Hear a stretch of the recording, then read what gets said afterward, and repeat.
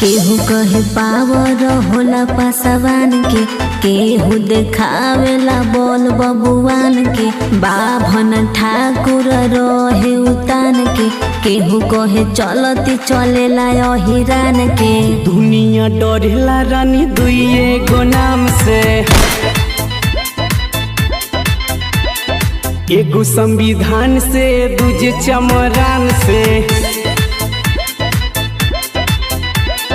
केहू कहे पावर होला पासवान के, केहू देखावेला बोल बबुआन के। बाभन ठाकुर रहे उतान के, केहू कहे चलती चलेला अहिरान के। दुनिया डरेला रानी दुइये गो नाम से, एगो संविधान से दूजे चमरान से।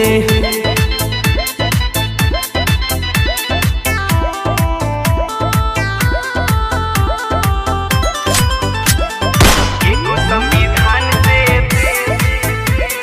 दूजे चमरान से। बाट गवाई इतिहास रानी, जतिया हवे सबसे खासे रानी। झूठे भाव काल बनावता रहो, बढ़ी चढ़ी हमके बतावता रहो। दुनिया डरेला रानी दुइये गो नाम से, एगो संविधान से दूजे चमरान से।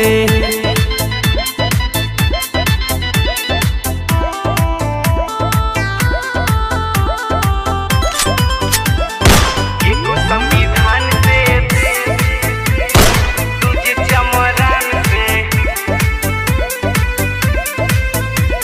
सगरो चमारे के राज बाटे हो, जानो तो पूरा समाज बाटे हो। पवन राजा के हम जान गोइनी, तोहरा के लोहा हम मान गोइनी। दुनिया डरेला रानी दुइये गो नाम से,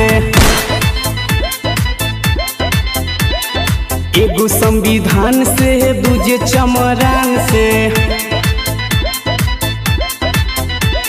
रंगदारी चमार जी के चली हो करे जा।